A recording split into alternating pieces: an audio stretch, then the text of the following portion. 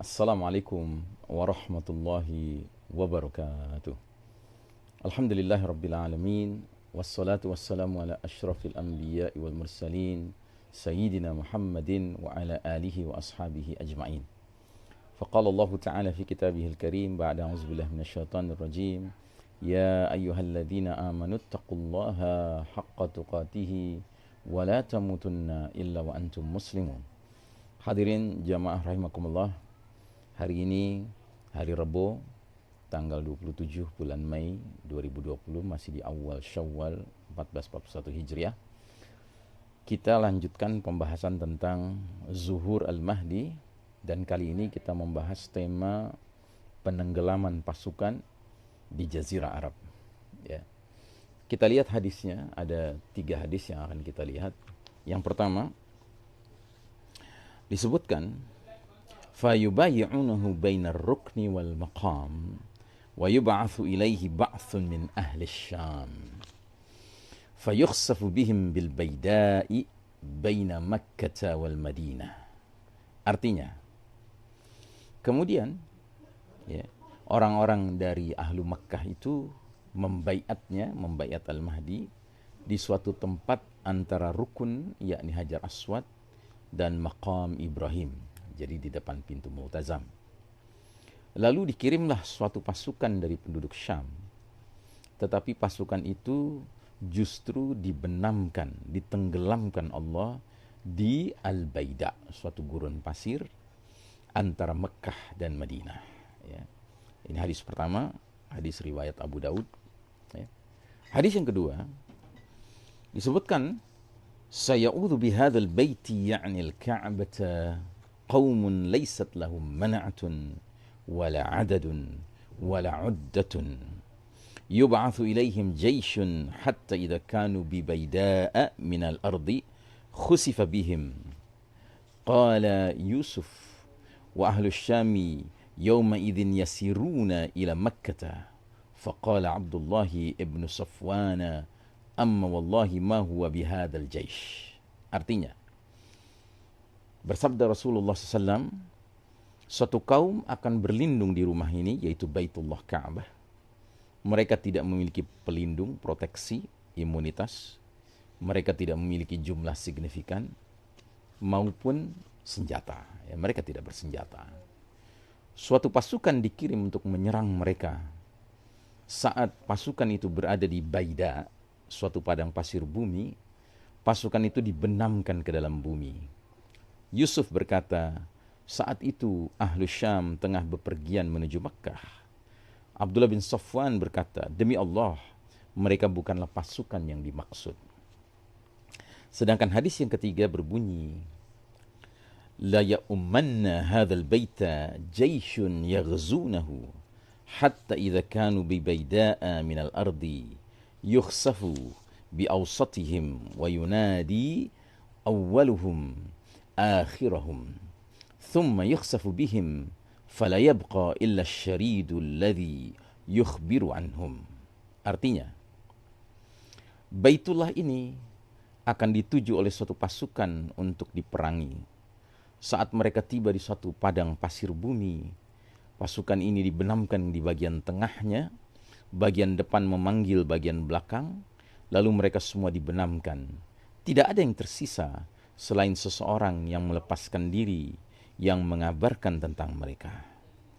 Nah, jadi saudaraku rahimakumullah, dari ketiga hadis ini dapat kita simpulkan bahwa begitu Al-Mahdi dibaiat oleh sejumlah orang seperti pasukan perang Badar, 313 orang, orang-orang alim, orang-orang saleh, di depan Ka'bah, di antara Hajar Aswad dan Maqam Ibrahim. Kemudian suatu pasukan meluncur dari Syam. Pasukan ini bermaksud jahat. Mereka ingin untuk memerangi Al-Mahdi dan orang-orang yang membaiatnya.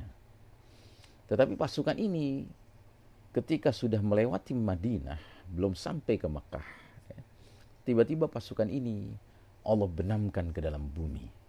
Ya. Bahkan dalam hadis yang terakhir tadi disebutkan, yang bagian tengah dibenamkan sehingga yang bagian akhir ya menyaksikannya. Ya.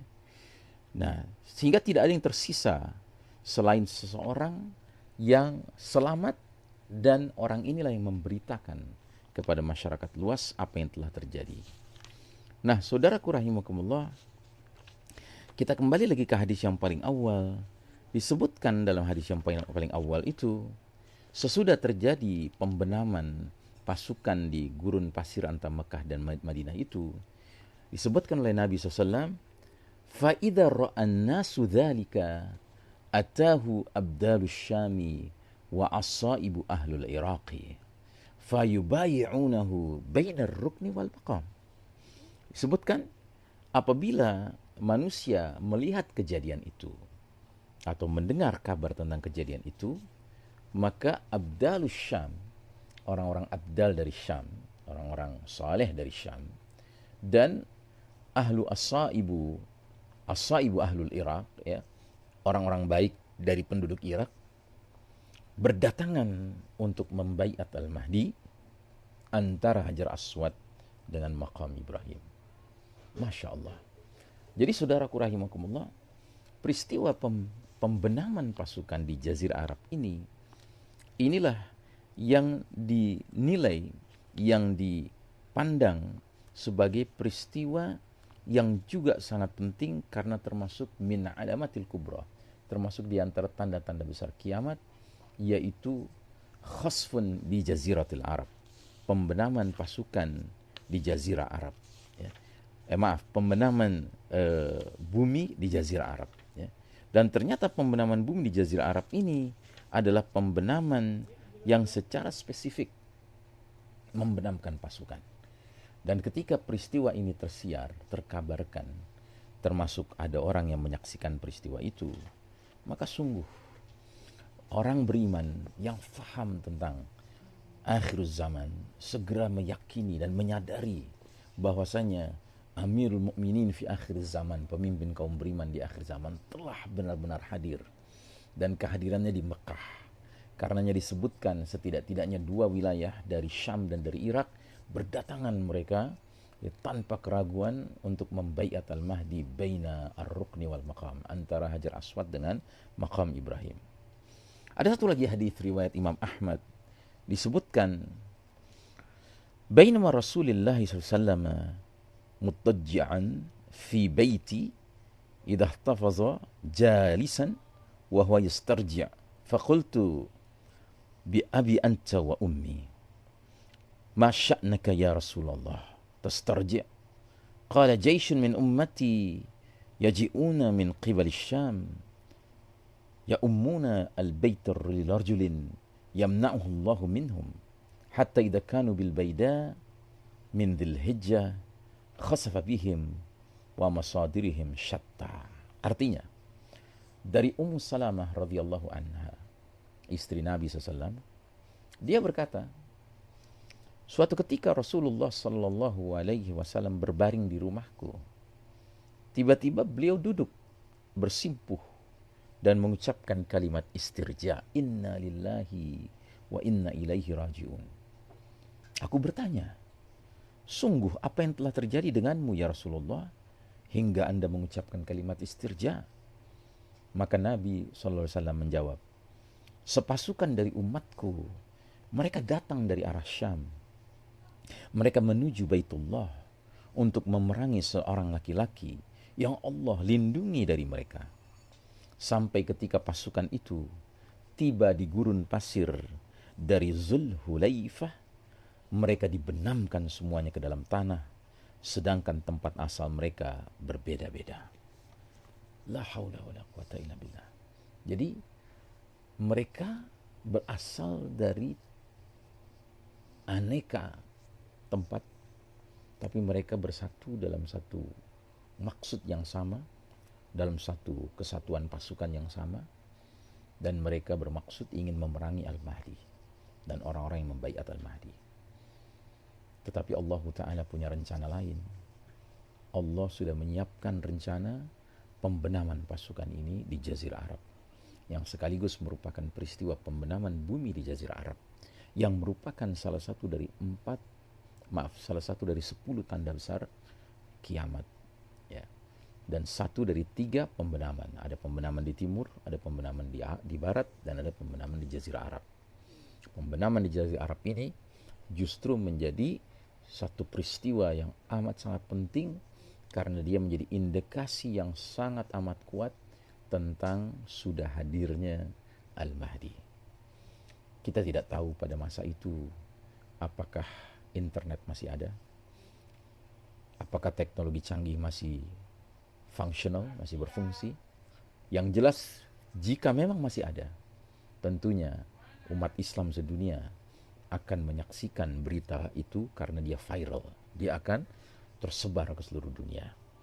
Dan sisanya tentu terserah kepada setiap muslim apakah akan menyambut apa yang Nabi sudah isyaratkan, bahwasanya ini adalah tanda yang sangat jelas tentang hadirnya Al-Mahdi.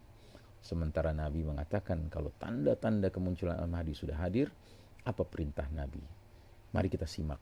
Nabi bersabda, فَإِذَا رَأَيْتُمُوهُ فَبَايِعُوهُ وَلَوْ حَبًّا عَلَى الثَّلْجِ فَإِنَّهُ خَلِيفَةُ اللَّهِ Al-Mahdi. Bila kalian sudah melihat kehadiran Al-Mahdi, maka berbaiatlah dengannya sekalipun harus merangkak-rangkak di atas salju. Karena sesungguhnya dialah Khalifatullah Al-Mahdi. Dialah sang pemimpin. Dialah Amirul Mukminin fi akhir zaman. Dialah laki-laki yang ditunjuk Allah Ta'ala untuk memainkan peranan penting, memindahkan kita umat Islam dari babak keempat era mulkan jabriyah, era para penguasa yang memaksakan kehendak ini, era yang penuh kezaliman ini, era yang penuh gelap gulita, dark values menguasai dunia dan masyarakat dunia, untuk menuju babak kelima, babak khilafatun ala minhajin nubuwah, babak kekhalifahan yang mengikuti cara-cara kenabian, metode kenabian, manhaj Nabi. Ya. Dan ini adalah babak yang penuh dengan keadilan, babak yang diwarnai dengan bersinarnya nurul Quran, nurul Islam kembali. Ya, babak di mana Allah Ta'ala mengangkat kembali azzal Islam al-muslimin, kemuliaan Islam dan kaum muslimin. Karenanya saudaraku rahimakumullah, hendaknya kita sebagai umat Islam yang ditakdirkan hidup di akhir zaman saat ini dan di era penuh fitnah saat ini, kita harus benar-benar cermat mengikuti perkembangan berita-berita ya, tentang tanda-tanda yang mengindikasikan kemunculan zahirnya, hadirnya, ya, munculnya Al-Mahdi. Sebab jangan sampai kita ketinggalan berita sehingga kita kemudian ya tidak memiliki perhatian, ya, dan akibatnya kita tidak mendapatkan peluang yang sangat berharga ini untuk pergi dan segera menunjukkan loyalitas kita kepada sang pemimpin, the certified leader, pemimpin yang mendapat sertifikasi dari Nabi Muhammad SAW, dari Allah Ta'ala bahkan, ya, karena dia adalah Al-Mahdi, laki-laki yang mendapat petunjuk dari Allah Ta'ala dan laki-laki yang ditunjuk, appointed by Allah Ta'ala langsung sebagai pemimpin tertinggi umat Islam. Umat Islam sudah hampir 1 abad ini tidak memiliki pemimpin tertinggi yang menyatukan seluruh muslim dari ujung timur sampai ujung barat, dari ujung utara sampai ujung selatan. Tapi ini bukan berarti tidak pernah akan muncul kembali. Dia akan muncul.